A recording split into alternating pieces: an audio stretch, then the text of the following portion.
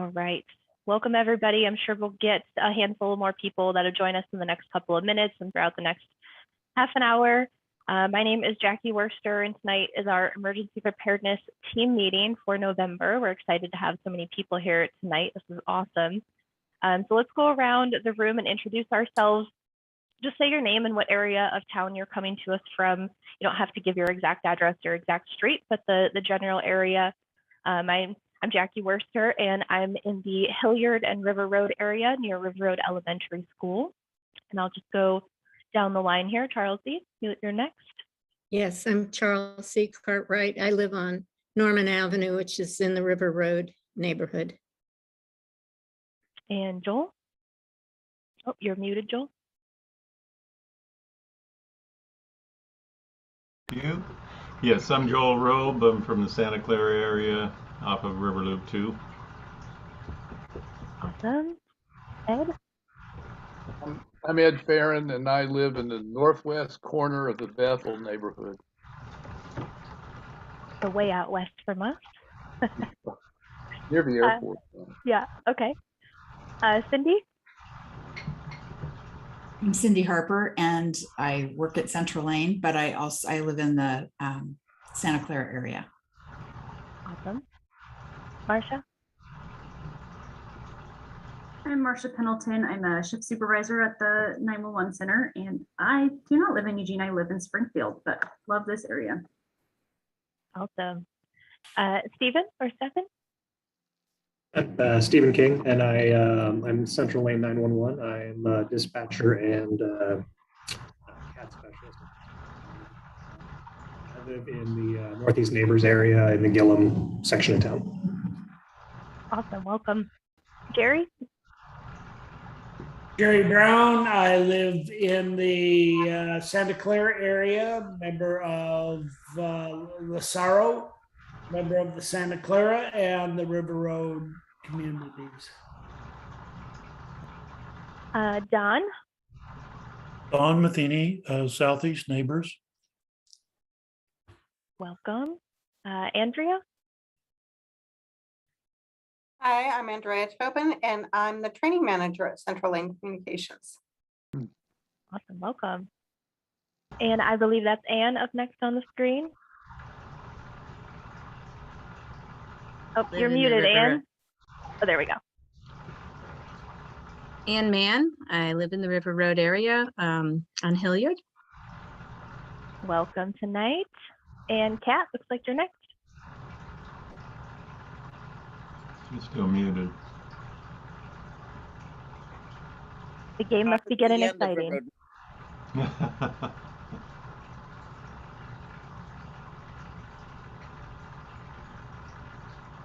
All right. I don't think we heard Kat, but we can come back to Kat a little bit later. All right, so we just have a couple of announcements today from our usual kind of team business that we talk about every month.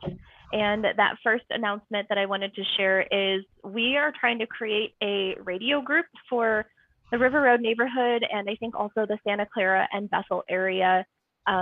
We want to grow that local communication network. There's a lot of work being done by the city and some of our emergency communications people like Jerry on the call here to establish a network of communications like ham radio operators and connecting to the emergency operations center like the city of Eugene.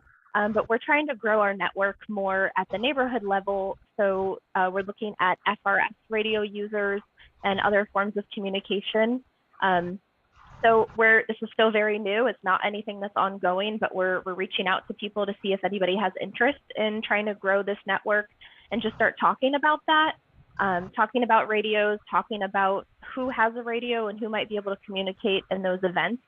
So if you do have any interest and want to be a part of that effort, feel free to put your email in the chat tonight and we'll reach out when we have some next steps put together and maybe some gathering times of when we can all get together and talk. Does anybody have any questions on that they want to talk through real quick or other updates that they want to share? I've got a little bit of an update. Basically, I was talking to Andy Davis, and his whole thing is we don't have teams at the neighborhood level to send that information up to these guys that are running the ham radios. So we have to start getting those developed, or this whole system will break down. So that's where we definitely got to put our work into in the next year or two. Yeah, good point. And I do want to call out that you don't have to have an FRS radio to be interested in this conversation. There are other forms of communication that we can try to work in and practice radio transmissions. You don't necessarily have to have an FRS, but we want to start those conversations. So drop a note in the chat and we're going to reach out with more information in the coming months about that. Our next announcement here is that the River Road Emergency Preparedness Team, we have been and now are more officially have been working with, collaborating with neighborhood leaders in Santa Clara and Bethel neighborhoods. So that's Joel and Ed and Lynn from Bethel as well. We want to bring more brains to this preparedness party and kind of expand our reach to the whole Northwest Eugene area. Instead of being so concentrated within our individual neighborhoods, we want to try to collaborate together and share some of that responsibility, share some of that outreach to our neighbors. The more people we can reach, the better to be prepared.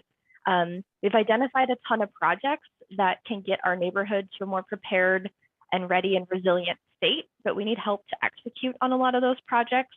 And I noted some of the things that we've come up. These are very high level, but we want to plan a tabletop evacuation exercise. So an emergency that happens, and then we kind of talk through what that evacuation might look like.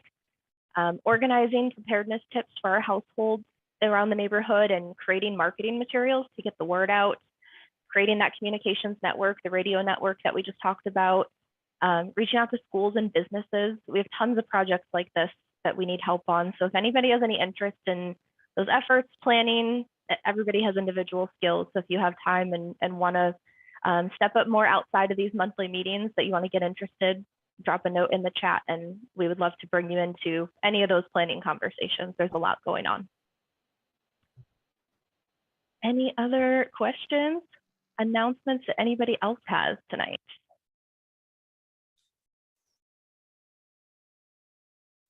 All right. So now I think we're on to our main event. Tonight we're joined by several people here from Central Lane 911, Cindy Harper and her team. They're here to share their experiences and some information about the services that they offer. So this is going to be a very different perspective on emergency preparedness than what we talk about in the last few months. And I'm excited to hear all of this. We will save some time at the end for questions and answers. So feel free to post those in the chat along the way and we'll make sure to circle back to those at the end. But over to you, Cindy. Okay, I'm going to start with a bit of an overview about Central Lane 911. So we are one of 3 911 centers in Lane County. Can you hear me? Can everyone hear? Okay, good. Yeah. So we're Central Lane and we cover about 90% of Lane County. We go to the west about to Badger Mountain area. We go to the county line on the north. On the east side, it's a little bit different. We go to like the Clear Lake cutoff. And I'm not being exact here, so Stephen and Marcia would be able to give you the exacts. And we also cover the Highway 58 corridor as well to the county line. On the south end, we go just a little south of Cresswell for our coverage area. There's also a 911 center in Florence, and there's one in Cottage Grove. So we do dispatch the fire and EMS for Cottage Grove area, even though they have their own 911 center. That dispatch center only dispatches Cottage Grove Police. So everything in the county area is dispatched by the Lane County Sheriff's Office, and everything for fire EMS is dispatched by us. So the only law enforcement agency that we dispatch is the Eugene Police Department. So calls that come in for the University of Oregon Police Department, Springfield Police, Coburg Police, Junction City Police, and the Lane County Sheriff's Office and State Police are all dispatched by different dispatch centers. We dispatch, also Oak Ridge Police and Oak Ridge Fire are dispatched by the Lane County Sheriff's Office. So we transfer a lot of calls to other dispatch centers. Since most of you live in the River Road, Santa Clara, Bethel area, we know there's a checkerboard of in the city and out of the city calls in that area. So if you happen to live at an address or reporting something that's occurring at a county address, we will transfer your call. We'll get the basic information just in case we lose you in the transfer. We don't want to not have your contact information to call you back. So then we'll send you to the sheriff's office, transfer you, and give a brief synopsis of the concern that you're calling about, as well as the address that you're calling from. Pretty much all of the services. So I will go ahead and turn it over to Andrea, and she's going to talk about our training program and about calling 911 and what to expect.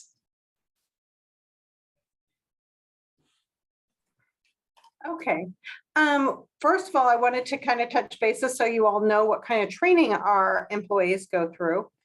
Through the hiring process, they have an extensive hiring process, including a background investigation, a psychological exam, hearing, vision, drug screen, as well as an interview and multitasking test at the very beginning. Then once they're hired, they have 6 weeks of an in-house academy, and that includes learning our computer systems, learning about the laws, the civil laws, how to answer the phone, crisis communications, just a ton of stuff over 6 weeks time. In addition to that, they go to 3 weeks at the State Police Academy in Salem. In Oregon, we're one of very few states that all of our dispatchers have to be certified through the state. And so they go for a 3-week academy there. And then they are on what we call on the floor, where they're answering the phone with a coach sitting with them for usually about 3 months. And that coach is listening to every single phone call, every single thing. And at first they're guiding them in everything to say. And then as the trainee becomes better, knowledgeable, and able to handle some of the calls, the coach backs away a little bit. But right up until we have decided that they are quite capable of answering the phones on their own and handling whatever life throws at them, they have a coach sitting with them. And even after they're on their own and we say they're solo, they have somebody else in the room that can help them in case, because we all run into situations that is new or different. And so we a lot of times rely on each other with questions. So just a background on call taker training. One of the first things I wanted to talk about is when to call 911 and when to call the non-emergency line.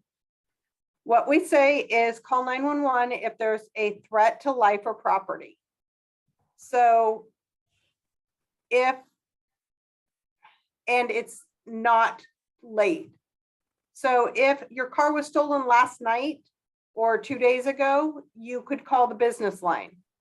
If you're watching your car drive away, call 911.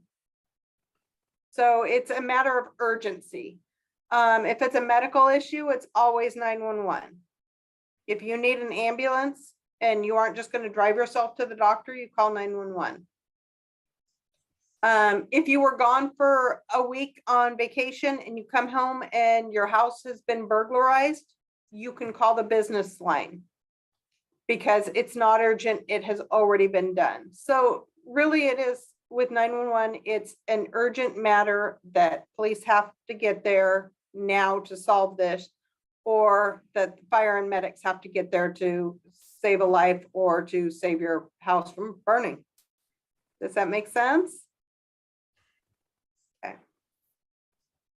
And if you aren't sure what number to call and you feel it's urgent, if you call 911, we may tell you, okay, this has already happened. You can call us back, but generally we can just take the information from you pretty quickly if it's a simple call.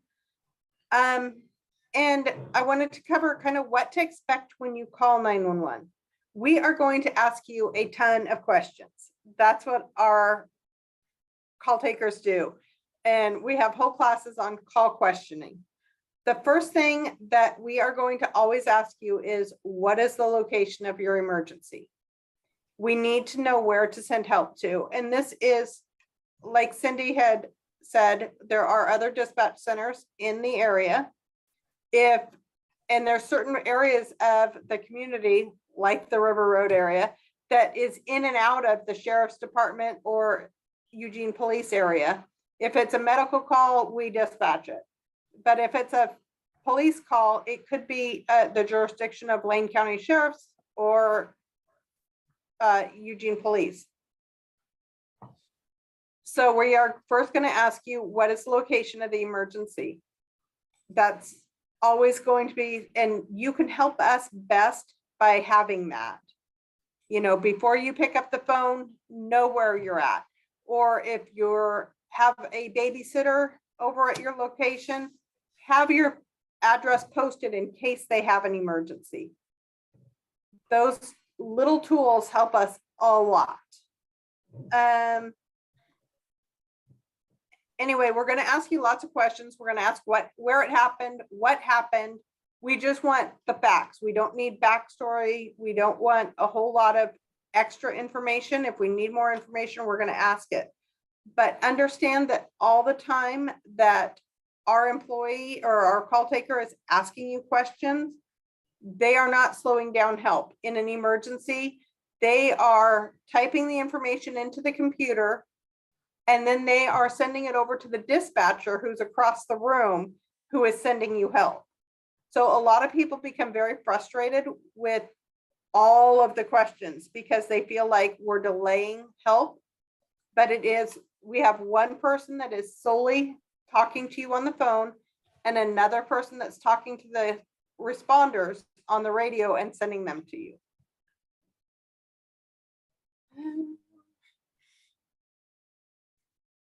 Yeah, be calm, answer the questions. That's the fastest way to get the help. And any questions specific to any of that?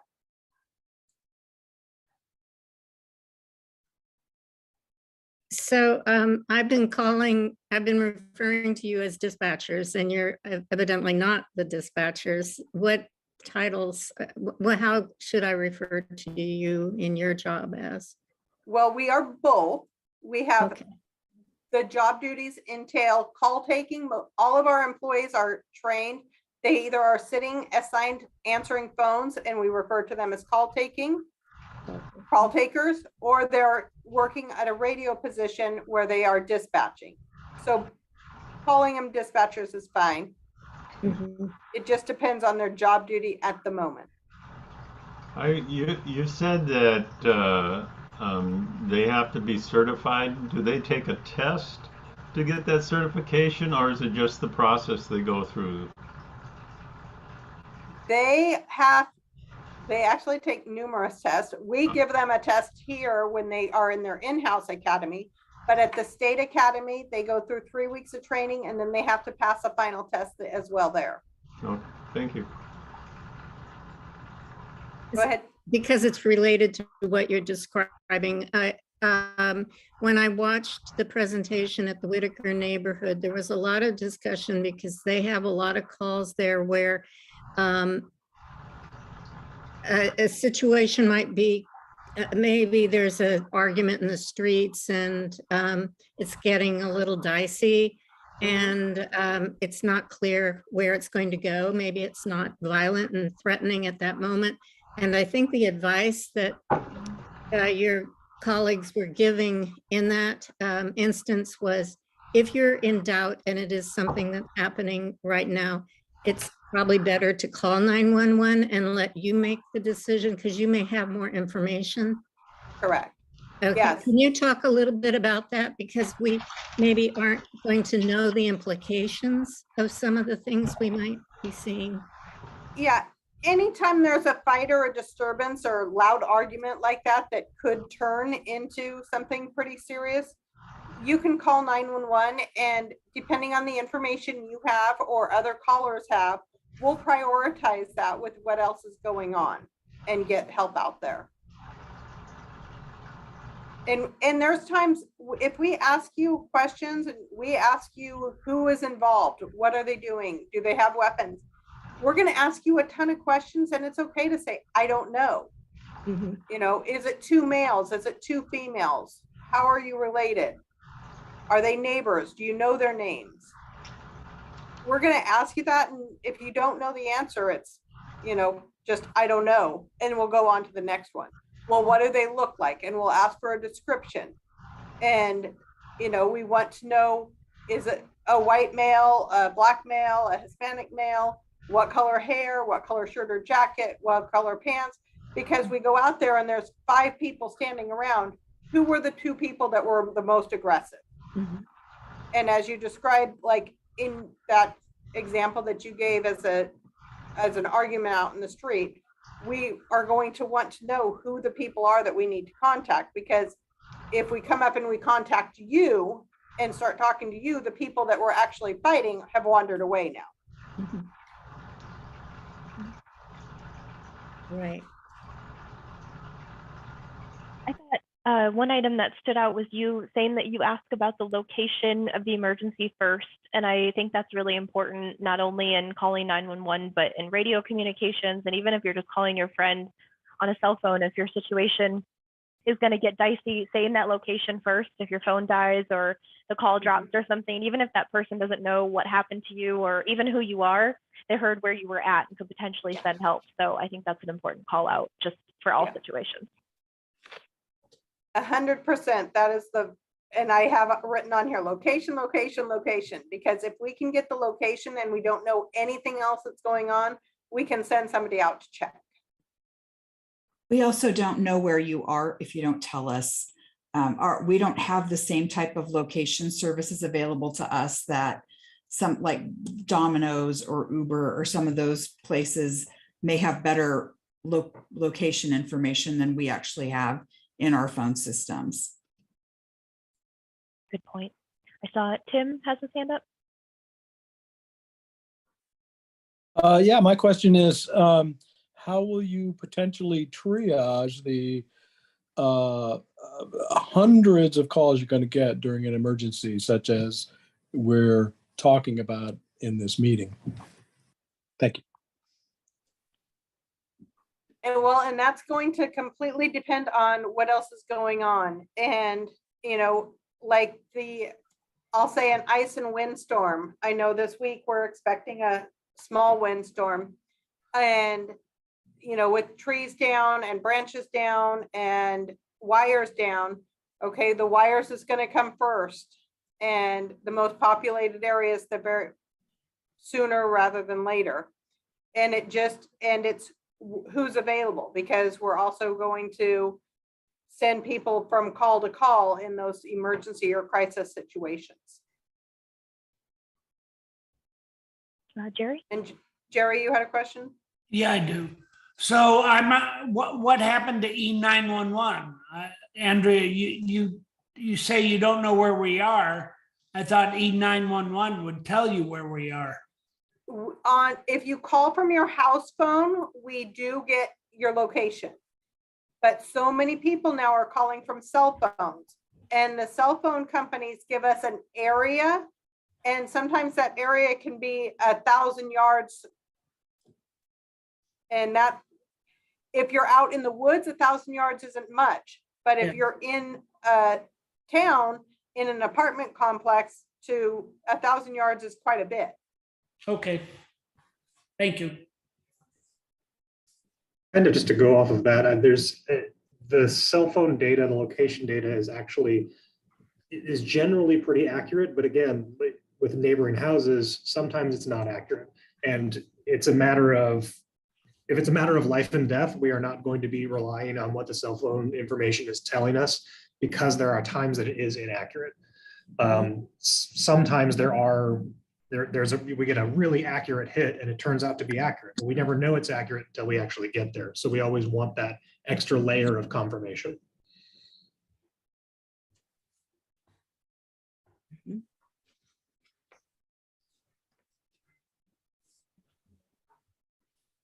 Okay, if there's no other questions on that, I'll let Stephen go ahead and tell you about Cahoots responses.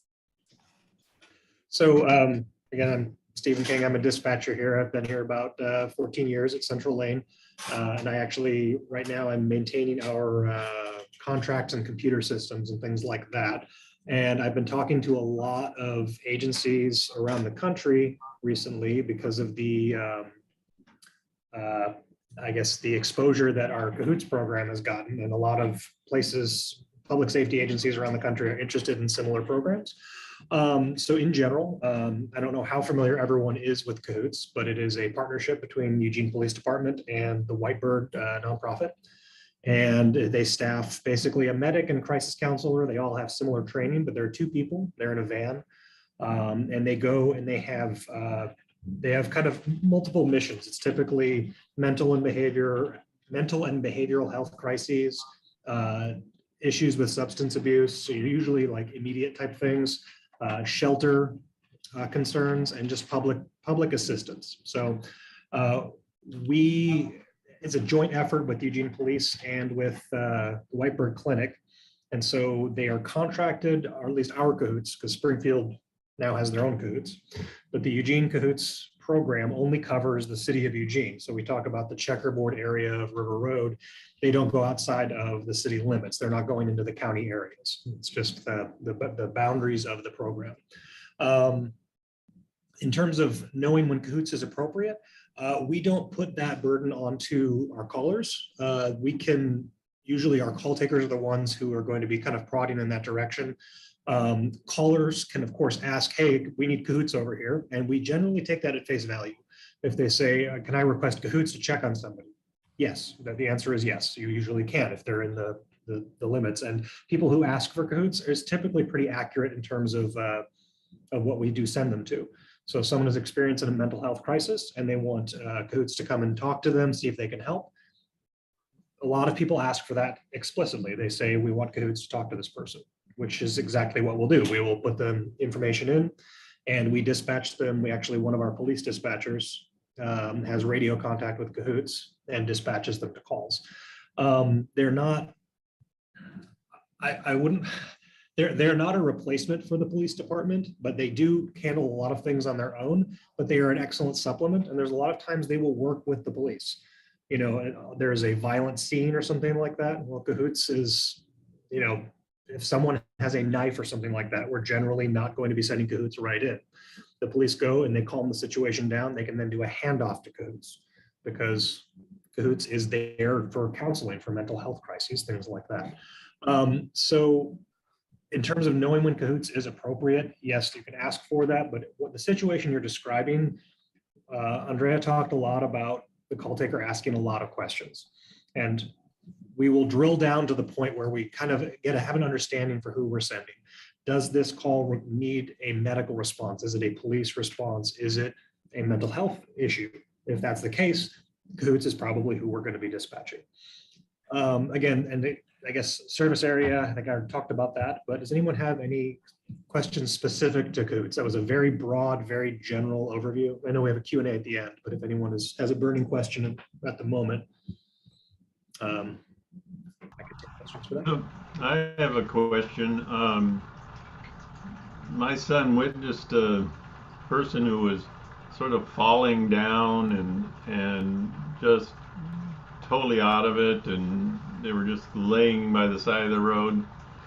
And I think, and he called Cahoots, or I guess he called the police and 911, and then they sent Cahoots out. And I guess they must have just checked him out and said, okay, he's gonna survive. So because they just gave him a bottle of water and said, take care of yourself or something. And so it's not like when somebody's in that situation, they're necessarily going to be taken to the hospital or something like that. So Cahoots is for, I guess on one part of that is, I'm trying to think which is the first part to talk about, but on one side, Cahoots has a kind of a known clientele. There's people that are known to them. So sometimes they will go and they'll say, yep, I know that guy, and they'll just talk to him very briefly. And it's a situation, I don't want help. Well, Cahoots is not the police. They can't force help on anybody. If Cahoots goes out and the person says, no, leave me alone, then that's the end of the interaction. They aren't police officers and they aren't paramedics necessarily. Well, they don't serve that same function where someone has to sign a form to refuse services, against medical advice or something like that.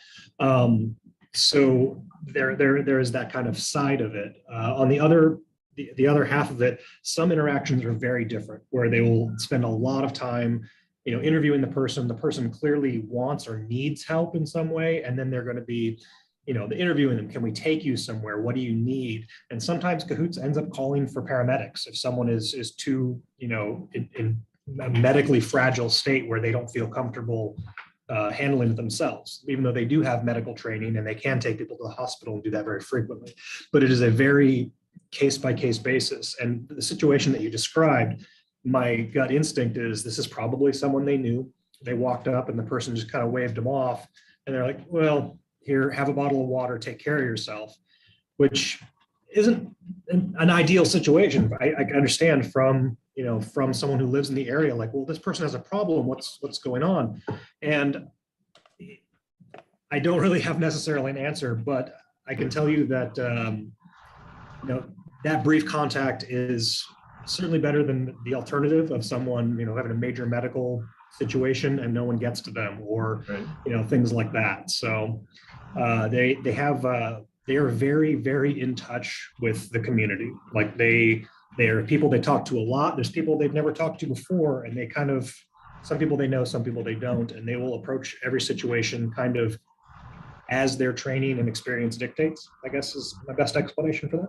Right, thank you. Mm-hmm. I got a question. Yes, sir. Yeah, my experience with Cahoots and calling for them, I didn't call myself, but the supervisor did. And it took a long time for them to respond. And how do you control the expectations of the person on the phone who kind of must think this is the only problem you've got to handle? Why don't you get here sooner? Is there some way you control the expectations of a response? For Cahoots, we are very explicit with that we do not have timelines for Cahoots. Cahoots is never a life or death response, if that makes sense. If someone is having a heart attack, that is not a Cahoots thing. That's a fire department with an ambulance, lights and sirens. They're coming right now. Because it's a matter of a couple minutes could be the difference between life and death. If that's the situation, Cahoots isn't going to be involved. The issue is we have a long-standing, there's usually a list for Cahoots of who's up next, how many calls. There's usually 10, 15, sometimes 20 or more calls waiting for their attention. And the triage of that is a joint effort between the Cahoots responders themselves and the dispatcher. And again, we're going to prioritize the things where, like, someone's laying by the side of the road, we need to check on them. That's going to kind of come first. Whereas if it's somebody who's having a mental health crisis, but they're with a friend and they're physically safe, that's going to take longer. Now, the problem is that with Cahoots, when they go out to something like that, a counseling request, because they provide counseling, like emergency counseling for the time, that can take an hour or 2 hours. And there's only a couple of Cahoots vans. And the deal is when they're committed to something like that, they can't just abandon that person and send this person right back into a mental health crisis by leaving them there without bringing them somewhere or helping to resolve their issue. So the timelines, we try to be very clear with callers in terms of managing those expectations like you were talking about. We try to explain we can't provide you a timeline or an ETA for Cahoots simply because of the nature of their work. If something changes, if there is a situation where it might be a medical emergency, you need to call us back or let us know if something has changed so we can send the fire department. Or if this turns into a violent encounter or a dispute or some kind, the police need to be involved, something like that. So it's a major thing that we deal with, and we try to be very upfront about the limitations and how fast they can get there, because there usually are only 2 to 3 vans available at any time, and their timelines they're not like paramedics where it's like we ring into the hospital and we clear them, we're available. So we we do try to be very transparent about that with people when they call. It's not always easy to explain all of that in detail, though. Thank you. Right, if anybody, no one else has any immediate questions for that, I can turn it over to Marcia. I have a question. Yes, sir. Can you estimate how many calls roughly you get out in Santa Clara? For Cahoots specifically, or for Cahoots specifically? I don't know what it would be geographically, although I could start actually try to look. I have some access to some statistical things, so I will go and take a peek and see if I can find you some numbers for a little later on. But in the meantime, I am going to turn it over to Marcia to talk about our medical calls. Great, thanks. All right, so I'm going to talk to you a little bit about the protocols that we use for our medical calls. The questions and the instructions we give you are not just something that we make up off the top of our head. It's a protocol that we're trained on. So there's about 48 hours of in-class training on the protocols that we use. And they are an international protocol. They're used by about 50 different countries around the world. Like London Ambulance Service uses it. It's their protocol that they use. So it's used all over the world. And there's a couple of us in our agency that works with a group between Washington and Oregon of different users of it. And we work with the Academy on making changes and updates and making the process run smoother.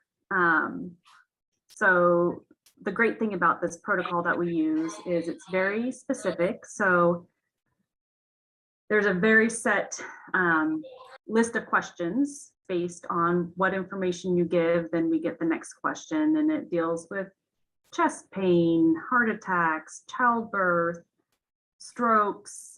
There's a whole gambit. There's about 32 different protocols, different ways we can go based on what you're describing. And then once we get the help sent to you, we then have instructions on how to instruct a caller on CPR, how to instruct how to help a husband or a friend help with childbirth. And we recently have added tourniquet instructions and have had quite a few successes since we've added those, both homemade tourniquets and the store-bought ones. Narcan instructions, how to do both the kits or the vials. And then even some as far as what to give instructions if a vehicle is stuck in water or an accelerator is stuck. So it has quite the variety of step-by-step instructions to give people in situations until the help can get there in person. So it's a very in-depth protocol. And sometimes we may sound a little robotic just because it's a very set questions and then very set instructions, but that way makes sure we're giving you the correct instructions. Questions about the medical side? So just so that I understand, so these protocols are if somebody is going into labor and there's no time to get them to the hospital. Yeah, it could be anything. So yeah, if someone's in labor and they can't drive themselves, then we ask some questions. And we've had some that even like the shoulder is stuck under the hip and we have instructions how to get that. And we've had successes that we help them deliver those babies before they arrive. And so I unfortunately have not ever delivered a baby. Some people have delivered several. It's not something I've gotten to do, but that's one of the better calls to do when you get to hear the baby crying at the end of the phone call. So this is, I think, very relevant to what our emergency preparedness committees are often talking about is, I mean, some people have some training, but many of us don't. Yeah. And if we're in a situation where we aren't going to be able to get help readily, but if we can still communicate with you, if that service isn't down, Right. This would be a really important resource.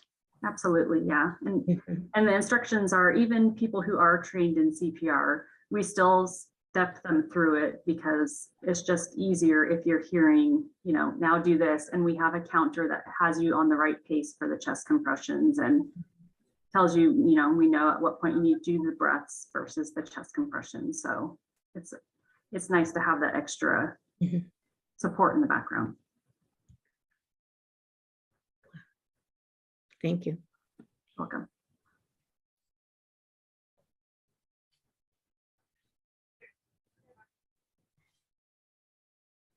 I have the emergency alerting section, but I also wanted to mention recently we had a call taker providing CPR instructions, and the first person to arrive on scene was a law enforcement officer.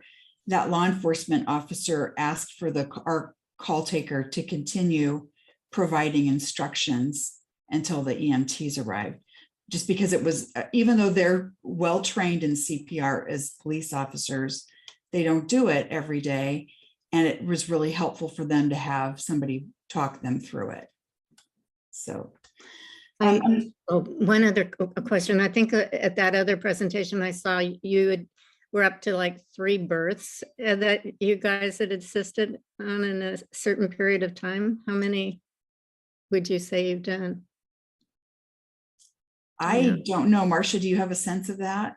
I know we kind of go in spurts that we'll have several in a row. I think I've heard of 2 or 3 in the last couple months, but yeah, it just kind of, you know, ebbs and flows. So yeah. And I haven't taken one of those calls in many, many years, but I've listened to recordings, and you sit there while that baby's being delivered, and as just listening, you hold your breath, and as soon as you hear that baby let out that first cry, it's like, oh, it's all going to be okay. So, but it is kind of, you do just kind of wait until you hear that baby cry. So emergency alerting, we are one of many places in Lane County that can issue emergency alerts. All of the law enforcement agencies have the ability, as do EWEB has the ability, and some of the public works departments. We partner, and emergency managers as well. We partner with all of those groups, the utilities, public safety, emergency management, and public works partner on a system that's called AlertSense. And it works really quite well for us. There's several different ways that emergency alerts can be sent. One of them is called the reverse 911, also known as SENS, or Community Emergency Notification System. That will hit a specific geographic area. It will hit the landlines within that area. And it will also hit cell phones if the owner of the cell phone has registered that cell phone with the county. So the way to do that is if you just do an internet search for Lane County Alert Me, it will take you to the application where you can register your cell phone to receive those alerts that are going out by the Community Emergency Notification System. We also have the Wireless Emergency Alerting System, also known as WEA. That system uses cell phone towers to reach cell phones within a specific geographic area. However, it's not very precise. And if you're trying to target a very small area, you're going to hit a much larger area because it does bounce off the cell phone towers. I talked with our partners at Lane County and before just yesterday. And one thing that they really want people to know is if you receive a message and it doesn't refer to your specific geographic area, you don't need to call in and check on it, because that is one of the things that the phone lines are inundated with calls after an alert goes out. Maybe the incident is happening at River Road and the Chambers connector. And so if that's where the incident is happening and you live in, let's say you live in Southeast Eugene and you happen to get that alert, it doesn't apply to you. If you received it on your cell phone, it just went out over that, hitting the cell phone towers and getting your area. Several years ago, we did several curfew notifications using the WEA system, targeting the downtown area, but we hit people in Dexter who weren't very happy about being awakened with curfew notifications. But it is, the theory is that you would rather catch, now, not necessarily with curfew warnings, but with, if there's an armed subject who is a risk to the community, I'd rather hit Dexter inadvertently and get everybody else that was truly at risk right now. But we're going to provide a general area of that people should be concerned in. So there's no need to call if it doesn't hit, if you get the message and you're wondering why you got it, there's no need to call. And hopefully there'll be more information available through press releases later to find out. The other thing is people are often, they'll see something pop up on their phone and they're not quite sure how to find that message again. I'm an iPhone user, so I just scroll down and my messages are still on display on my screen if I scroll down from the top. And until I clear them out, they'll still be there. But it's important to maybe know how your phone works ahead of time so that you know, and also to make sure that you have your emergency messaging enabled on your phone. And I can't speak to every phone and even every version of iPhone, but there are ways that you can, and actually if you just do an internet search or check YouTube on how to make sure emergency alerts are enabled on your phone, that can be useful. You had mentioned earlier about wanting to do some evacuation drills in your area, and Eugene Springfield Fire developed evacuation zones earlier this year, specifically for wildfires, and they have a bunch of different zones. I believe there were 50 zones throughout the Eugene Springfield area. So if you aren't familiar with your zone and what number zone you live in, you can look that up. I believe it's on the Eugene Springfield Fire Department website. And again, if we send out an alert for zone such and such, our intent is that if it's zone 43, we're also going to provide a kind of a basic generic area. So like if it's in Springfield, if that particular zone is in Springfield and you live in West Eugene, it's probably not going to impact you. So we may say in Springfield near the intersection of Main and 52nd. So, or something like that. So we're not going to give the whole boundary, but at least you'll know if you see an emergency evacuation for a specific zone, you'll have a general idea of what area and whether or not you should be concerned. We've done one test of the emergency alerting system this year in the McKenzie area, and there's going to be another big test. It's more an educational opportunity for the residents. They're doing it Saturday, November 20th. It's on a day when people are going to be home, so they can see if they get the alerts on their home phone, and also they can check on their cell phone. So that may be something to consider if you have an interest in doing something like that and working with Blaine County Emergency Management for some testing. Any questions about alerting? Charles-y? Yes, I just would underscore that practices would be very nice. A rehearsal would be very nice. I'm skeptical about receiving those alerts.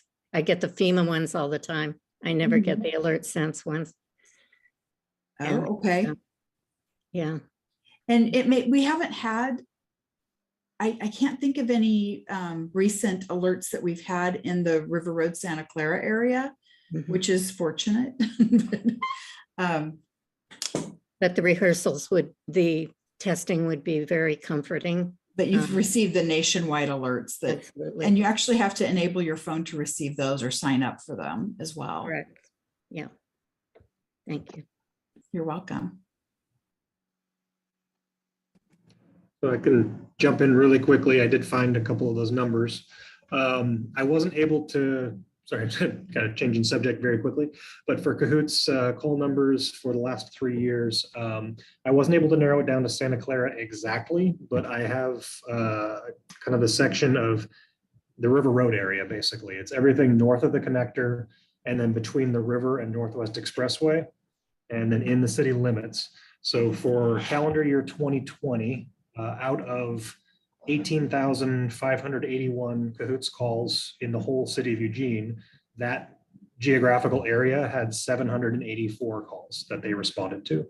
And the numbers for the previous 2 years were pretty similar. So in the 650 to high 700 range for that vicinity. So not a huge percentage of the calls for that area, but they are, yeah. And unfortunately, I don't know how many of those are south of Beltline and how many of those are actually Santa Clara. I wasn't able to. Our map polygons are only so fine tuned, but for that area, that's what we have. Thanks, David. I appreciate it. Thank you. I've got a question for you, Stephen. What part of town, is it just mainly the downtown area that you get most of your calls, or, you know, how does that work? For Cahoots, downtown is kind of I would say downtown, and then to the west of downtown, I believe is, you know, just from my experience without pulling numbers, is the core of where Cahoots is responding to. And a lot of that has to do with the fact that like a lot of services are there.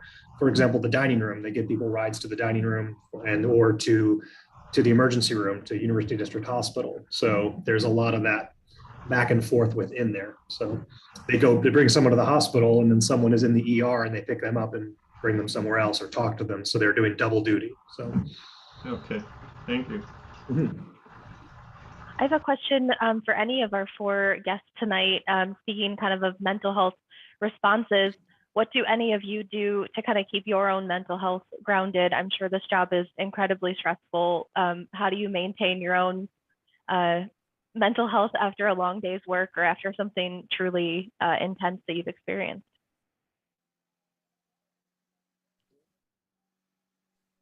I would say that's not the easiest thing for most of us. It's a struggle to find healthy ways. Right now, there's a bunch of us doing a step challenge that we're,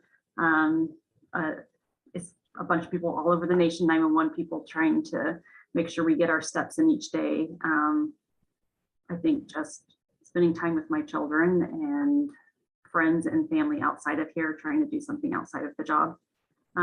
But it is a hard part of the job. There are a few calls that stick with you for your whole career. Some of us have gotten good at, I can walk out the store and usually forget what has happened that day. People always like to ask, oh, what was a funny call, or what was a traumatic call? But in honesty, I think a lot of us just try to let it go out of our minds when we go home at the end of the day, and try to focus on our personal lives when we're not here. And I mentioned the in-house academy and the state academy, and we do a lot of training on resiliency and on, just like Marcia said, we talk about making healthy choices, both eating and fitness. We don't always make those choices, but we at least talk about it and think about it and try. Additionally, we really encourage people to have outside interests outside of 911, and not just hang out with other people that work here or our police officers or firefighters. It's really important to maintain outside relationships with people that are not dealing with all these same problems all the time, because you kind of get a warped sense of what's real. It's, you know, one of the things I talk about in the training is it's super important to have a good support network. We also have a peer support team, and so other people that work with us, we can talk to confidentially and discuss calls that bother us or things going on. And the city has an EAP program, employee assistance program, to get counseling if need be. Because all of those, it takes everything to remain healthy. Yeah, absolutely. So one thing police officers deal with maybe 1 or 2 big calls in a day, and a call taker or dispatcher can deal with many big calls in just an hour of time. So it's a lot. There's a lot of continual stress and a lot of adrenaline, the constant adrenaline rush without the ability to run it off. Like officers and firefighters can work off that adrenaline, and dispatchers have a much harder time with that. But we do have tools in place to help. One of the things you commented on in the other meeting was that it's a little hard sometimes never to know. I get closure on calls. Can you speak to that a bit? Or you don't know the outcome, in other words, and you go from this intensity of being involved and then. Yeah, it's a hard thing because you might say it's a big dispute downtown, and as soon as the cops get there, you hang up and you get on the next call and you never hear what happened. Especially with the pandemic, it's made it harder because some cops would, if they had a break in their shift, they would come and tell us after some of the bigger events what happened. But a lot of times it's you just go call to call, and you might hear about something, hear about the outcome.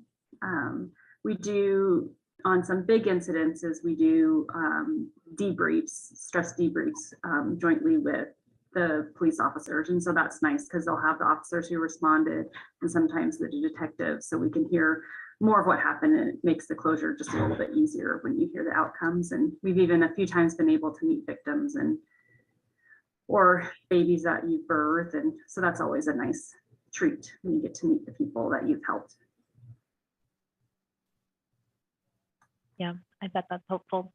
And I want to put that reminder out to everybody on this call. I know everybody here is involved in the emergency preparedness world of some sort, whether it's just preparing your home or helping your community prepare, and that can be incredibly overwhelming. So make sure you're picking other interests and other hobbies and other topics to talk about, and reach out to anybody out here if you are feeling overwhelmed by any of it, because it can get overwhelming very quickly. We have about 3 minutes left. Yeah, Anne, go ahead. I had a question. I was wondering if you worked 8-hour long shifts or you had shorter shifts, and also if you have volunteers or all paid positions, what's that? We are all paid because you have to stay certified and do so many training hours in a year through the state. But our employees work 4 10s each week, so 4 days on and then 3 days off. And then unfortunately, some days they end up working a 15-hour day. If someone's out sick, if someone's out, someone has to work. We have a minimum staffing. And so some days are 15-hour days, but most of their days are 10-hour days. Thank you. And some of our employees choose to work quite a bit of overtime, and others don't choose and are required to. We'd have mandatory overtime.